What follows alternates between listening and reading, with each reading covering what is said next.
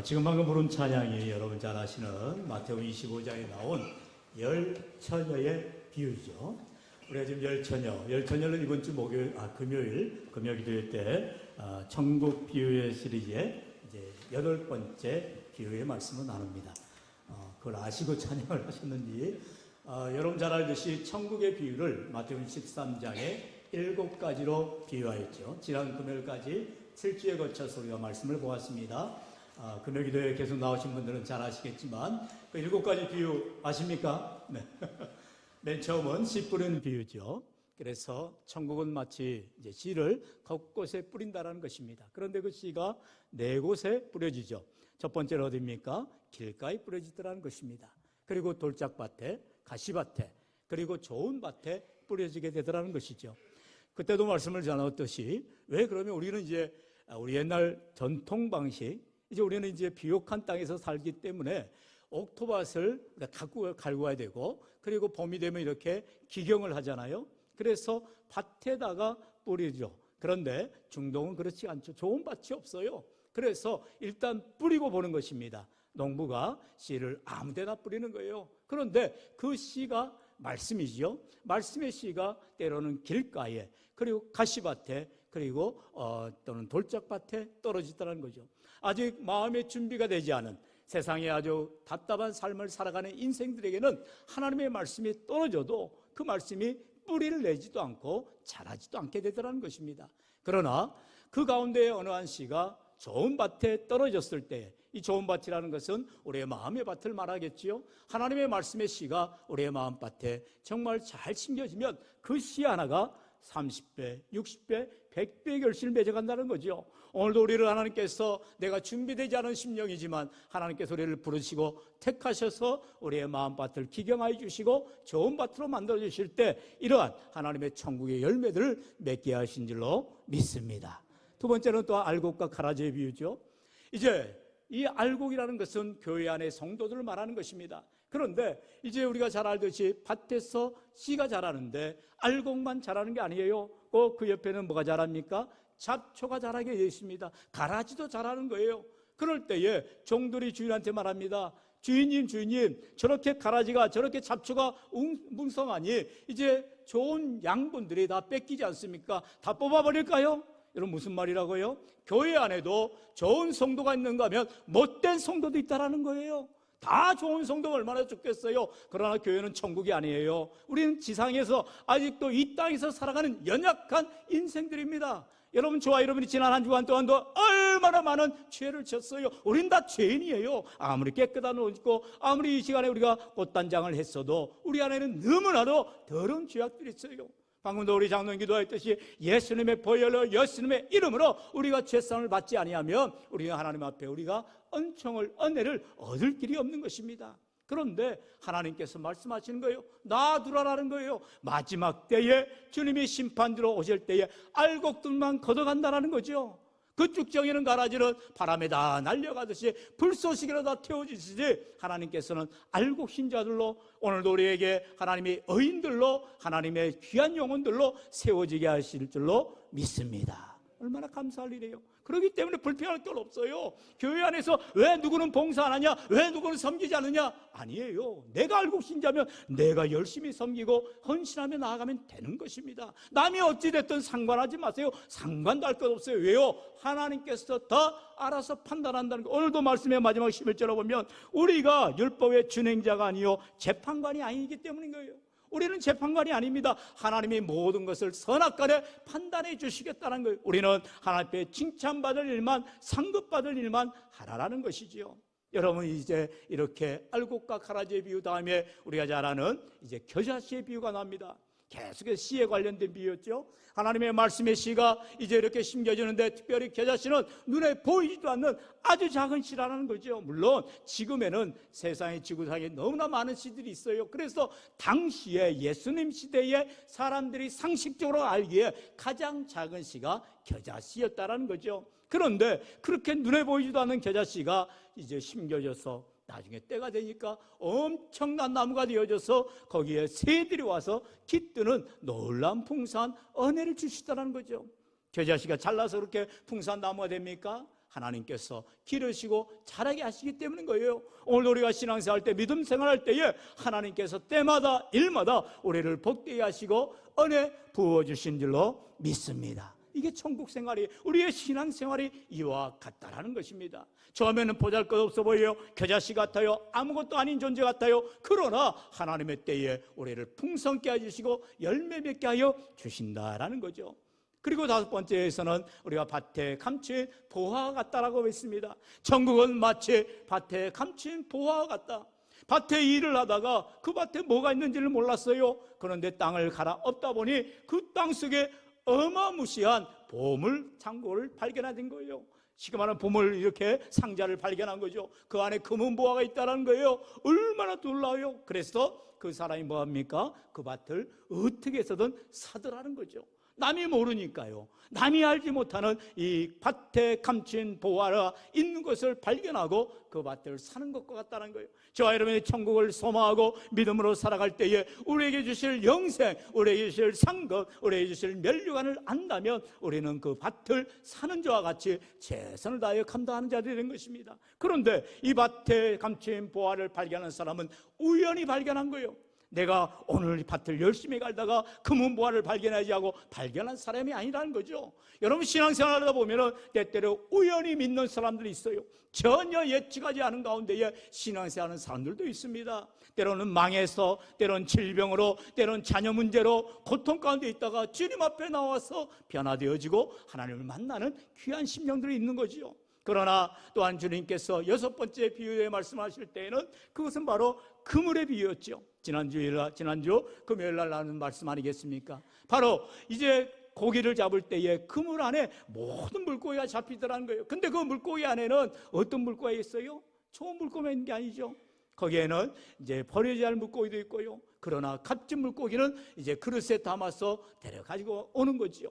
뿐만 아니라 또한 값진 진주를 사는 비유에 대해서 우리 주님께서 값진 진주를 이제 사는 장사치는 자기가 가져온 것을 다 내놓고라도 더 비싸고 귀한 진주를 얻게 된다는 것이죠.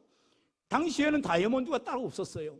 2000년 전 아닙니까? 그렇기 때문에 당시에 가장 가치 있는 보석 중에 보석, 천연 보석, 바로 진주가 최고의 가치를 가졌던 것입니다. 그래서 우리 예수님께서 천국은 마치 값진 진주를 찾는 장소와 같다라는 말씀을 하신 거죠. 이처럼 이렇게 천국에 대해서 우리 주님께서 비유의 말씀을 통하여서 저와 여러분의 삶 가운데 느끼고 체험하고 우리가 이해될 수 있는 말씀을 통하여 우리에게 알게 해주시더라는 거죠. 그리고 방금도 찬양한 것처럼 열 처녀들이 이제 신랑을 기다리는데 어떻게 한다고요? 마태복음 25장에 보면은 다섯 처녀는 지혜롭지를 못한 거죠. 기름 등불을 준비해야 돼요. 우리처럼 대낮에 또는 좋은 식사 시간에 결혼하는 것이 아니죠. 당시 유대민족은 지금도 마찬가지인데요. 저녁부터 하루 종일 밤새도록 잔치를 하는 것입니다. 그런데 이제 신랑이 와야 될 시간에 오지 않고 신부가 기다리는데 기름 등불을 준비하고 불을 밝히고 기다려야 된다는 거예요. 그래야 신랑이 왔을 때에 그가 깨어있게 되고 맞이하게 된다는 것이죠. 마치 예수님께서도 이제 곧 우리에게 다시 오실 터인데 우리 모두는 다 언제 우리 주님 오실지를 알지 못하더라는 거죠. 그래서 깨어 기름등불 준비하라, 하나님의 말씀으로 준비하라, 기다려라는 거예요. 오늘도 하나님께서 우리로 하여금 하나님을 가까이 하라는 것은 바로 이러한 믿음의 삶으로 늘 하나님을 의지하고 말씀을 의지하고 기도하며 나아가는 삶을 살아갈 때 슬기로운 다섯 처녀 같은 삶을 살게 되고 하나님을 만난 좋은 은혜를 허락하여 주실 줄로 믿습니다. 이런 자들을 성경은 하나님을 가까이함이 내게 복이라 말씀하는 거죠. 시편의 73편 28절에 하나님께 가까이함이 내게 복이라. 하나님을 늘 가까이하는 삶, 다시 말하면 말씀을 의지하고 믿음으로 기도하는 삶이 복된 삶이라고 성경은 말씀하고 있지요. 여러분, 최초로 성경을 특별히 이제 헬라어로 된, 당시 신약 성경은 다 예전에는 헬라어로 되어 있고요, 구약 성경은 히브리어로 되어 있죠. 원어 성경인데 그 원어 성경을 당시 평민들도 볼 수 있도록 영어로 번역한 사람이 윌리엄 틴데일이라는 분입니다. 한번 사진을 볼까요? 저 윌리엄 틴데일이라는 목사님이 당시에 이제 로마 교황을 중심으로 해서 성직자들만 가지고 있었던 성경이에요. 그 성경을 평민들도 볼 수 있도록 이게 바로 윌리엄 틴델인데, 윌리엄 틴델은 바로 마르틴 루터의 영향을 받아 종교개혁을 단행한 영국의 성경 번역의 아버지가 되지요. 근데 이 윌리엄 틴델이요, 그만 세상에 42살에 화형을 당하고 죽게 되는 것입니다. 왜 그럴까요? 그가 하나님의 말씀을 온 사람들한테 나눠주며 하나님의 말씀대로 살아가는 것, 하나님을 기쁘시게 하는 것이다. 그러면서 성직자들만 하나님을 기쁘게 하는 것이 아니고 집안에서 접시를 닦는 아낙네들도, 그리고 구두수성공도 하나님이 기뻐하는 사람들이다. 모든 일을 감당할 때에 기쁘게 하고 하나님을 즐겁게 하는 마음으로 사명을 감당할 때에 그 일이 곧 하나님께 영광이 된다. 다시 말하면 하나님 앞에서 직업의 귀천이 없는 것이다, 이렇게 말씀하는 거예요. 여러분, 교회 안에도 마찬가지입니다. 때로는 드러나는 모습, 남들한테 인정받는 모습만 그가 지혜를 감당하는 것이 아니에요. 보이지 않는 가운데에도 주님의 몸된 교회를 아름답게 섬기고 헌신하는 귀한 분들이 있습니다. 그 손길들도 하나님이 기뻐하여 주시는 줄로 믿습니다. 오늘도 그러므로 우리가 하나님을 가까이 하는 삶이 어떠한 삶인가를 다시금 돌아보며 주님 앞에 영광 돌리시는 우리 모두가 될 수 있기를 주의 이름으로 축원합니다. 첫 번째로 하나님을 가까이 하라. 성경은 말씀하시죠. 우리 8절 다시 한번 같이 읽습니다. 시작. 하나님을 가까이 하라. 그리하면 너희를 가까이 하시리라. 죄인들아, 손을 깨끗이 하라. 두 마음을 품은 자들아, 마음을 성결하게 하라. 아멘. 하나님을 가까이 한다는 것은 뒤에 나온 것처럼 두 마음을 품지 않는 것이라는 거죠. 깨끗한 마음, 순결한 마음을 가져야 된다는 것입니다. 하나님께 나아가는 자들은 이와 같이 늘 하나님을 의지하는 믿음의 삶을 살아가는 자들을 말해요. 디모데후서 4장 5절에 말씀한 것처럼 하나님의 말씀과 기도로 거룩해지는 삶, 하나님이 기뻐하는 사람들, 하나님을 가까이 하는 사람들은 이와 같이 말씀을 따라서 믿음으로 기도하는 자들인 것입니다. 그러한 자들이 두 마음을 품을 수가 없는 거죠. 두 마음이 뭐예요? 겉의 마음과 속마음이 다르다는 거죠. 두 마음을 품은 자들은 언제라도 배신할 수가 있는 거죠. 하나님은 절대로 그런 자들과 함께 일하신 적이 없어요.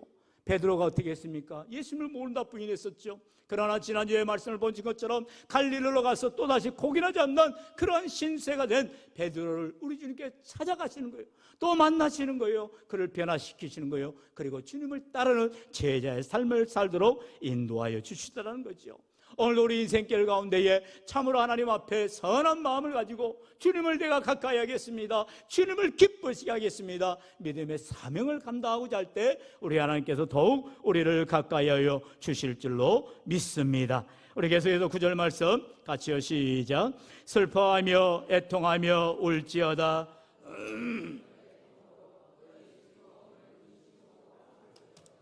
아멘.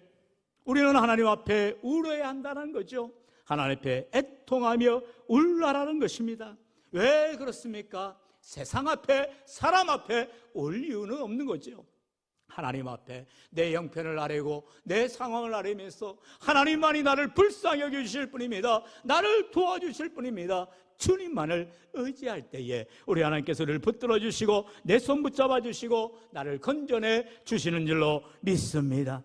우리 주님께서 산상불순에서 분명히 말씀하셨지요. 마태복음 5장 4절에 애통하는 자는 복이 있나니 그들이 위로를 받을 것이며, 우리가 하나님 앞에 슬퍼할 때, 하나님 앞에 단식할 때, 하나님 앞에 눈물로 아릴 때에 우리 하나님 우리를 위로하여 주시고 우리에게 복을 주신다라는 것입니다. 그러므로 오늘도 우리가 참으로 세상 가운데에서 절망하고 좌절하며 낙심한 영혼들이라 할지라도 주님 앞에 나와 애통하며 주님의 도우심을 구하며 주님의 복을 받는 믿음의 삶이 되시기를 축원합니다.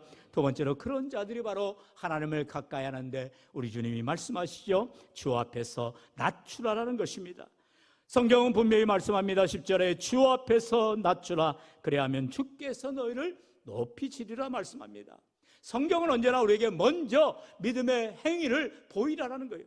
하나님을 가까이 하라. 그래야면 너희를 가까이 해주시겠다는 거예요. 주님 앞에서 낮추라. 그래야면 너희를 높여주시겠다는 거죠. 먼저 내 믿음의 행동이 어떤가를 돌아봐야 된다는 것입니다. 하나님 나를 가까이 주시면 내가 주님 가까이 할게요. 여러분, 이것은 안 될 말이죠.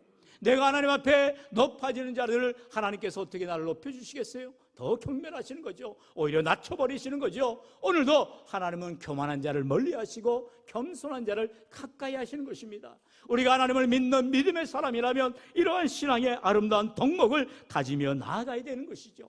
그런데 예수님께서 십자가를 말씀하실 때에 그 제자들 가운데 어떤 자들이 나옵니까? 아이고, 이제 예수님이 하늘나라의 왕으로 오실 때면 이제 우리는 하나님 앞에 좌의정 우의정 이제 높은 자리에 있겠구나 하면서 서로 자리 다툼이나 하고 있는 그런 불쌍한 제자들의 모습을 봅니다. 그러자 주님께서 말씀하십니다. 우리 마태복음 23장 11절로 12절 같이 읽어봅니다. 시작. 너희 중에 큰 자는 너희를 섬기는 자가 되어야 하리라. 누구든지 자기를 높이는 자는 낮아지고 누구든지 자기를 낮추는 자는 높아지리라. 아멘. 얼마나 우리 주님께서 전곡을 찌르는 귀한 말씀하신지 몰라요. 제자들의 마음을 이미 속을 꿰뚫어 알고 계시고 너희 중에 큰 자가 되기를 원하느냐? 그러면 섬기는 자가 돼야 된다. 요즘에 직장에서도 기업에서도 이러한 주님의 가르침에 많이 영향을 받아서 경영 마인드가 바뀌고 있어요. 예전에는요 카리스마틱 리더십이라 하죠. 그래서 지시하고 명령을 따르게 합니다. 그런데 요즘에는 서번트 리더십이라 하죠. 먼저 본을 보이는 거예요. 회사 대표가 사장이 섬기는 겁니다. 귀하게 헌신하는 겁니다. 그것을 나중에 사원들이 직장에서 또 모든 종업원들이 따라가고 존경하게 되어지다는 거죠. 우리 주님께서는 오늘도 우리의 삶 가운데에 먼저 하나님을 귀히 여기고 하나님을 존중히 여길 때 우리 하나님께서도 저와 여러분을 귀히 여기시고 존귀히 여겨 주시는 줄로 믿습니다. 바로 사무엘상 2장 30절의 말씀이지요. 우리 하반절 나를 존중히 거기 같이 읽어볼까요? 시작. 나를 존중히 여기는 자를 내가 존중히 여기고 나를 멸시하는 자를 내가 경멸하리라. 아멘. 누구의 말씀이라고요? 전능하신 하나님의 말씀이에요. 하나님께서는 나를 존중히 여기는 자를 내가 존중히 여기겠다는 거예요. 나를 멸시하는 자를 내가 경멸하시겠다는 말씀하세요. 하나님은 선악간에 분명하신 분이에요.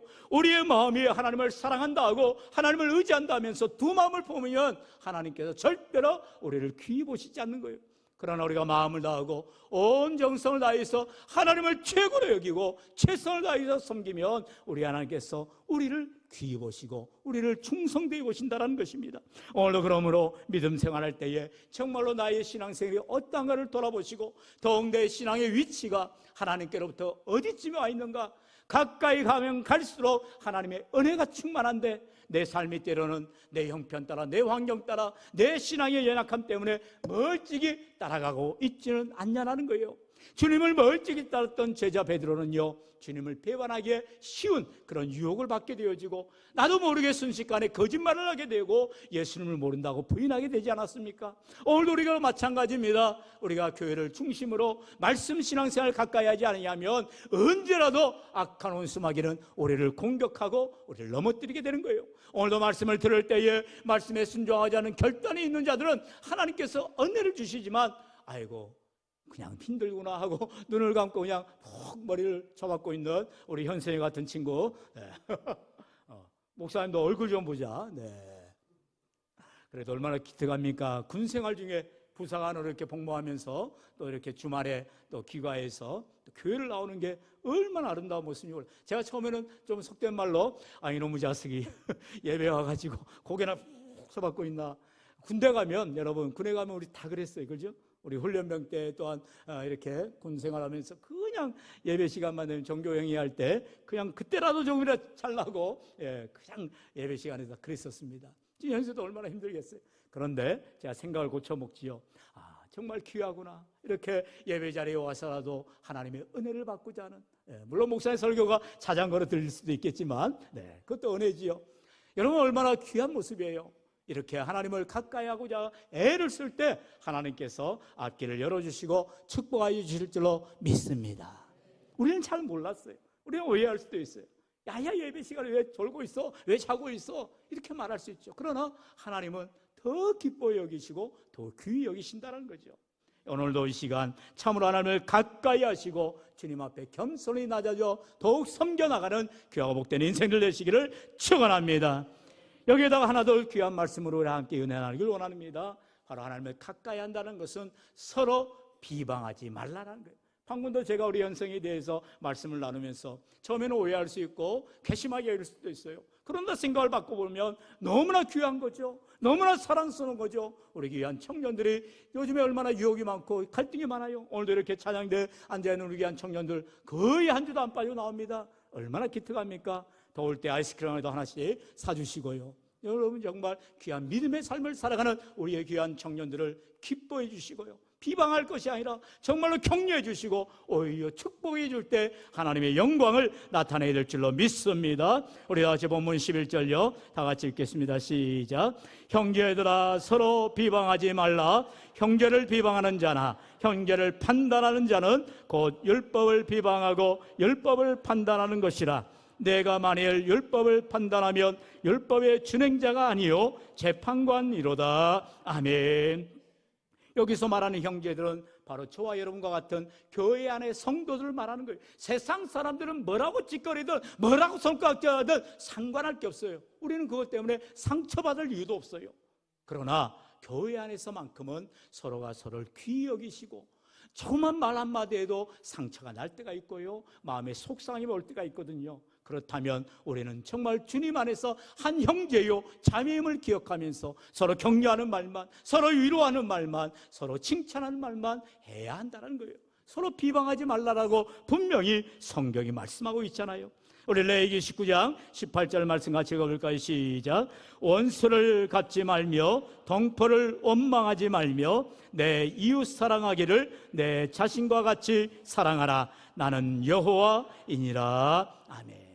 이웃을 사랑한다는 것은 곧 하나님의 백성들을 사랑하는 것이요, 곧 하나님을 사랑하는 구체적인 표현이 된다는 것이죠.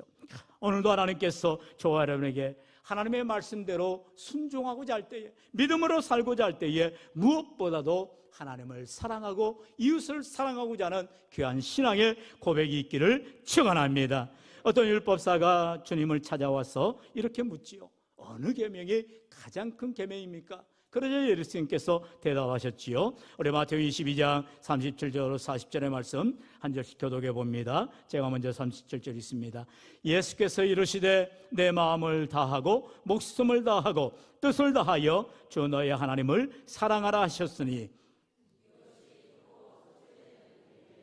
둘째도 그와 같으니 내 이웃을 내 자신같이 사랑하라 하셨으니 두 계명이 온 율법과 선지자의 강령이니라. 아멘. 여러분, 성경에는 수백 가지의 계명이 있습니다. 해야 될 계명, 하지 말아야 될 계명, 이런 율법의 얽매인 자들이 지금도 유대인들이고 그들 가운데 바리새인들이고 그들 가운데 더욱 믿음 안에 사랑한다는 정통주의자들이에요. 그런데 저와 여러분은 이미 율법을 완성하신, 모든 것을 이루신 예수님의 그 놀라운 십자가의 사랑으로 말미암아 우리는 믿음으로 살아가는 자들이 되었고요, 또한 율법을 이루시는 주님의 은혜 안에 거한 자들이 되어진 것입니다. 그래서 우리 주님 말씀하신 대로 모든 것을 두 가지로 정리하신다는 거잖아요. 하나는 하나님을 사랑하는 것이요, 또 하나는 이웃을 사랑하는 것이다. 우리 마음 가운데의 가장 기본적인 베이스, 바로 하나님 사랑과 이웃 사랑이라는 그 정신을 가지고 나아갈 때에 모든 일이 하나님께 영광을 돌리는 것이요, 덕을 끼치는 일이 된다는 것입니다. 그러므로 오늘 구체적으로 야고보 사도로 말한 것처럼 서로를 비방하는 것이 아니라, 서로 손깍지하는 것이 아니라, 서로 잘잘못을 따지는 것이 아니라 서로 위로하고 격려하고 주님의 사랑 가운데서 한 마음으로 이루어져 나아갈 때에 우리 하나님께서 우리를 더 가까이 주시려 우리를 복주시는 은혜가 있게 되는 줄로 믿습니다. 마지막으로 다 같이 요한복음 13장 34절로 35절 말씀 다 같이 읽을까요? 시작. 새 계명을 너희에게 주노니 서로 사랑하라. 내가 너희를 사랑한 것 같이 너희도 서로 사랑하라. 너희가 서로 사랑하면 이로써 모든 사람이 너희가 내 제자인 줄 알리라. 아멘. 우리가 내 자녀를 사랑하듯이 우리 이웃을 사랑하고 내 부모를 공경하고 효도하듯이 우리 교회 안에 모든 어르신들을 공경하고 사랑하고 또 우리 이웃들을 공경하고 사랑할 때 우리의 가정의 문제가 해결되어지고요, 우리 이웃의 문제가 해결되어지고요, 나라와 열방의 문제가 반드시 해결되는 줄로 믿습니다. 그러면 오늘도 하나님의 말씀대로 하나님을 더 가까이 하는 말씀을 묵상하고 기도하며 하나님 앞에 낮추며 겸손히 섬겨나가며 무엇보다도 서로 사랑하되 서로 비방하지 아니하고 주의 인도하심을 따라 격려하며 위로하며 주의 사랑을 나누는 저와 여러분 다 되시기를 주의 이름으로 간절히 축원합니다. 축원합니다.